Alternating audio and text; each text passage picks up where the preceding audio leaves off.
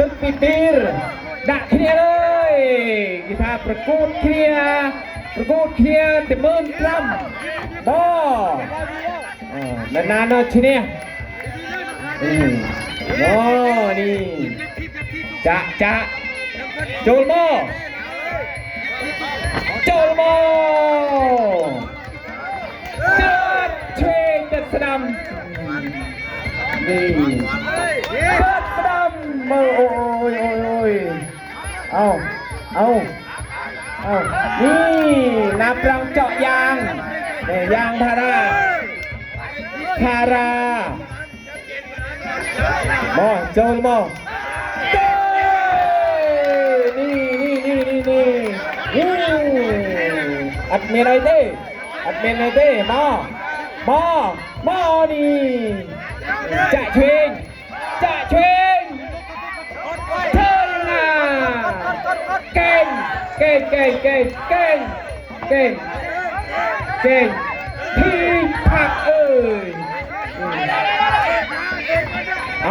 เอานี่ตับเชงตับสนามจุกง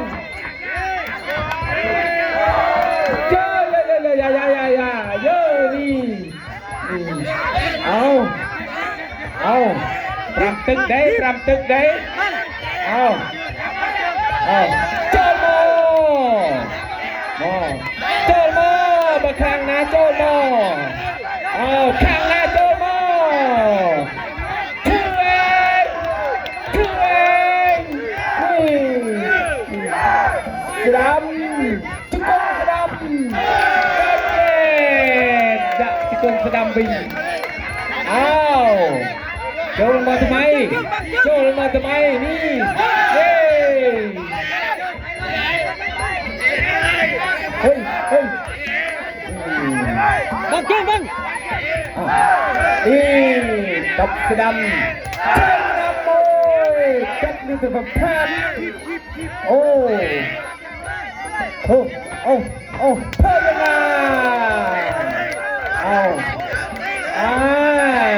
เบิร์นหน้าบอลปุ่นคิว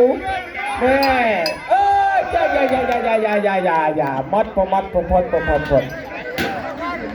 สรุปแล้วนี่คือ5 ยก5 ยกแกพูดบรรยายเป็นคำแมมันผมมองกันช่วยเ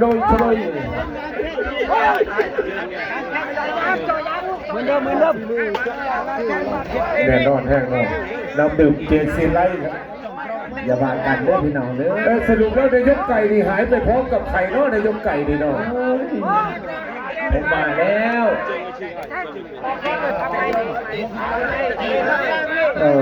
ในยกไก่นี่มาแผลเดิมครับในยกทูนยังอยู่ไหมเลี้ยงทูนอยู่ไหมนั่นล่ะคนคือป้ายไปใส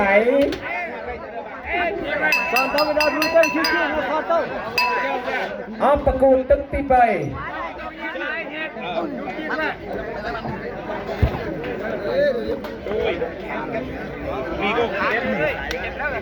แม่มันเป็นโซนเลย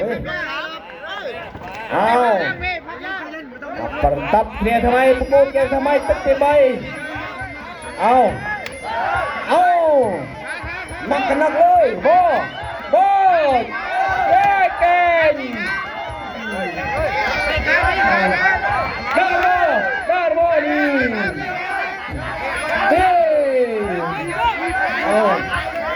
จัดเทร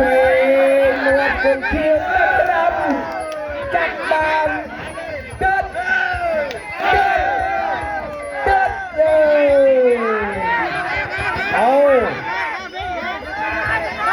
โจมาเก็บ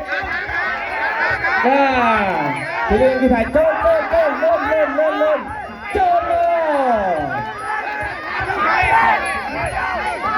จัดเทรนโคจัดเทรนดัดดำ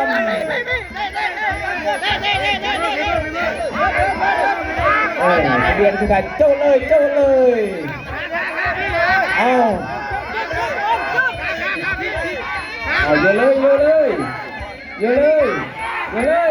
นักบานนักเลยนักบานนักเลยโอ้ยอามาทางต๊อบอามาทางเตือน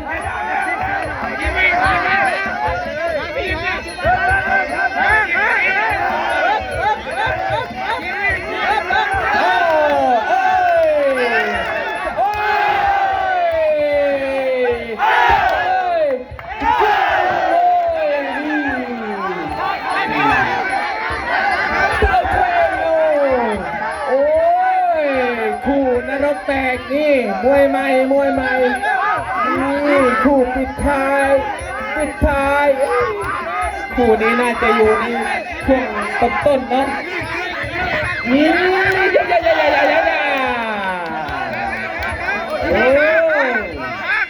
โอ้โห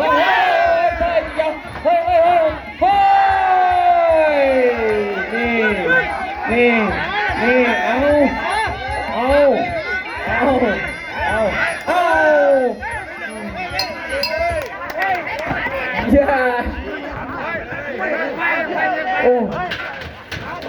สุดยอด15,000ปิดท้ายตอนนี้นะท่านนายกตูนหน้าดำคับเครียดอยู่เชียร์ฝั่งไหนเนาะอ๋อเป็นกลางอ๋อดีท่านสมัยหน้าเจอกันอีกท่านนายกโอ้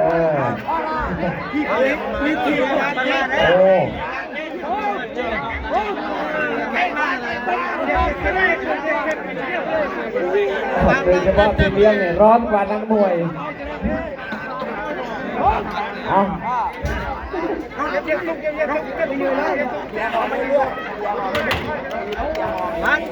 าใครจะขอเงิน15,000ครับอีก2 ยกครับมุมแดงนี่ทีมงานบัวเทคโนนะครับนำทีมโดยพ่อเลี้ยงศักดิ์ชัยคำลอยครับนี่ทางด้านของเ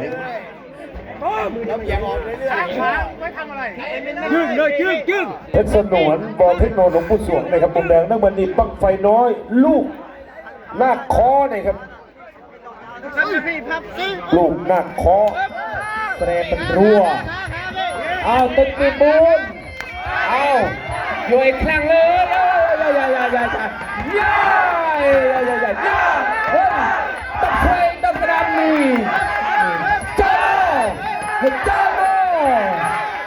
เอาตะไคร้ตะกระดำจ้านี่จ้าอ้าวโจลมา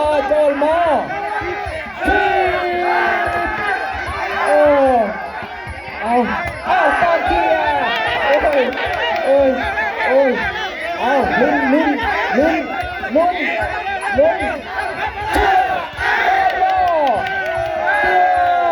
กวง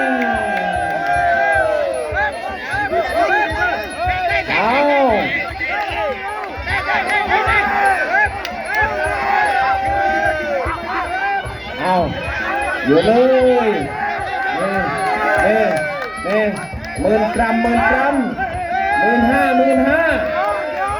โจลยั่ว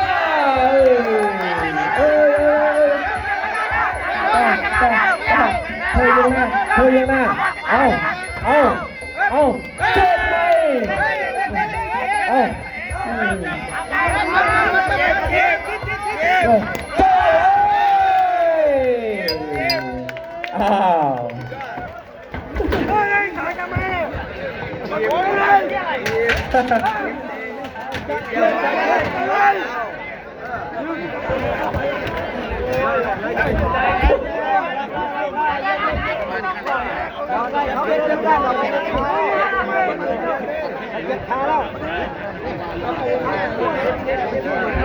คู่นี้นี่ท่านนายกทูลกับท่านกำนันพุทธพรใช่ไหม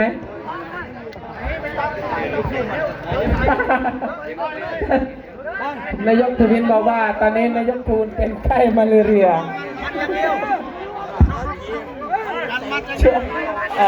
ไข้หวัดใหญ่เหรอ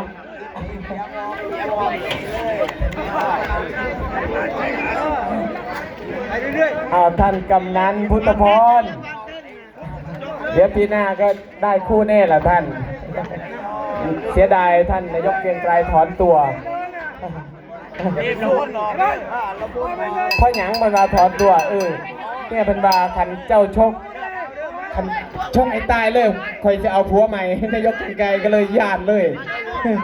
ญาติคำนี้แหละนี่มานายกทุกตำบลมาต้องเป็นบัมพดต้องเป็นบัมพดทับเธอบ้านเธอเลยอยู่เลยนี่จุกงเทรนดำเทรน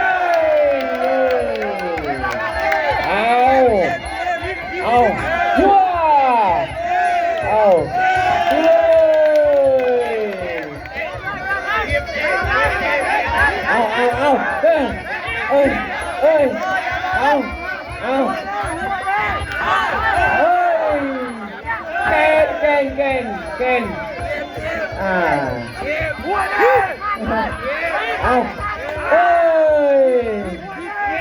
ไม่รู้ว่ายังไม่หมดยกไม่รู้ล่ะว่าใครจะแพ้ใครจะชนะ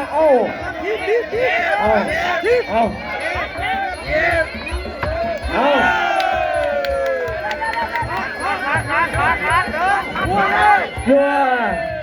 นี่คู่นี้มีโอกาสจะแก้มือใหม่ถึงจะผล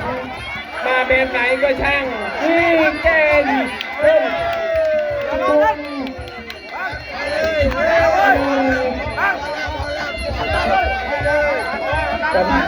กำลังจะให้อัดฉีดดูเดือดคนละร้อยอย่าเพิ่งลงน้ำมวยอย่าเพิ่งลงนะเดี๋ยวให้ท่านกำนันพุทธพรธรรมพรคุณ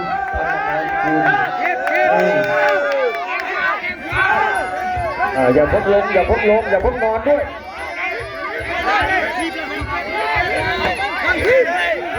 โอ้คู่นี้ต้องมีภาค2เลยครับต้องมีภาค2ต้องมีภาค2ครับ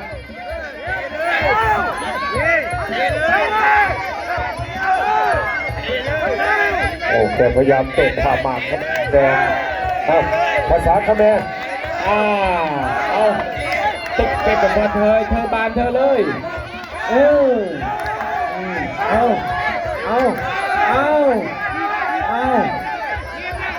เจ้าโมเฮ้ย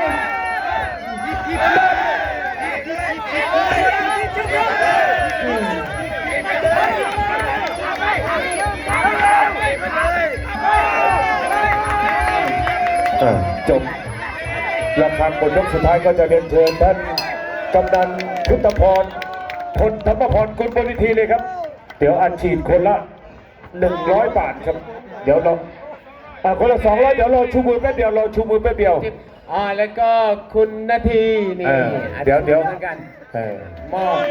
อบไปทั้ง2ครับนี่ชูมือก่อนเดี๋ยวจะเพิ่งเอาเงินอัดฉีดเดี๋ยวผิดธรรมเนียมเอาชูมือก่อนเอาขึ้นไปข้างบนเดี๋ยวจะถ่ายรูปขึ้นไปบนแดงจะเพิ่งลงแดงจะเพิ่งลงเดี๋ยว